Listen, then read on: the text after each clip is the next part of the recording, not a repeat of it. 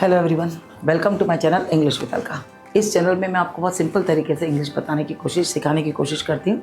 और अभी जो हमारे टॉपिक चल रहा है वो निगेटिव्स के चल रहा है। हम नकारात्मक सेंटेंसेस का उपयोग कैसे करते हैं और नकारात्मक सेंटेंसेस हम पॉजिटिव सेंटेंसेस को निगेटिव में कैसे बदलते हैं, ये चीज़ मैं आपको बता रही हूँ। मैंने आपको पहले भी क्लियर करा है कि जब भी कभी हमारे पास हेल्पिंग वर्ब्स हैं, इज़, आर, एम और वॉज है, वॉज वर है, तो हम इनके बाद नॉट का यूज़ करते हैं। जैसे आई एम गोइंग तो I am not going, he is going, he is not going, he was going, he was not going, they were going, they were not, इस तरीके से करते हैं।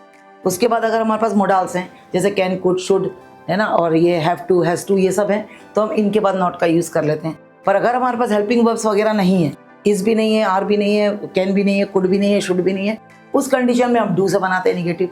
जैसे आई गो तो उसके बीच में आई और गो के बीच में नॉट, विल भी नहीं है, कैन, कुड, शुड भी नहीं है, एम भी नहीं, इज़ भी नहीं, आर भी नहीं, तो आई गो तो आप उस कंडीशन में डू से बनाते हैं निगेटिव, तो आई डोंट गो। और ही, शी, इट के बाद हम डो की जगह पे डस का यूज करते हैं, ही डजंट गो।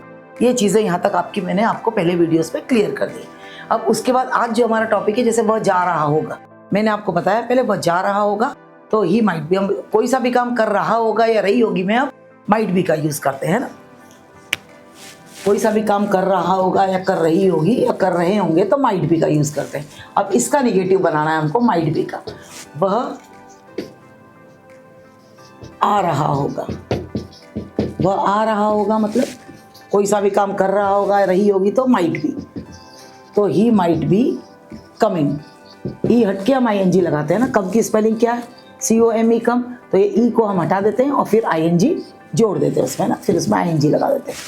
तो ही माइट बी कमिंग, वह नहीं आ रहा होगा, तो he might not be coming, वह इस वक्त सो रहा होगा, सो रहा होगा। तो एट प्रेजेंट, इस वक्त मीन्स एट प्रेजेंट, वह सो रहा होगा, कोई सा भी काम कर रहा होगा, रही होगी, तो फिर वापस might be, he might be sleeping. At present he might be sleeping. अब वह इस वक्त नहीं सो रहा होगा, पूजा का समय, वह इस वक्त नहीं सो रहा होगा। At present he might not B sleeping. माँ खाना खा रही होगी, तो mother might be eating food, या टेकिंग हर मील्स, आपको जिस तरीके से बोलना है, having her meals, taking her meals, taking dinner, taking lunch, जो जैसा भी उपयोग आपको करना हो, तो mother might be eating food. माँ खाना नहीं खा रही होगी, तो mother might not be eating food. वो जा रहे होंगे, वे जा रहे होंगे, तो दे माइट बी गोइंग। वे नहीं जा रहे होंगे, तो they might not be going. Ram पहुंच रहा होगा, तो Ram might be reaching. Ram नहीं पहुंच रहा होगा, तो Ram might not be reaching. Train उसकी लेट है, his train is late, so Ram might not be reaching in time. Ram समय पर नहीं पहुंच रहा होगा।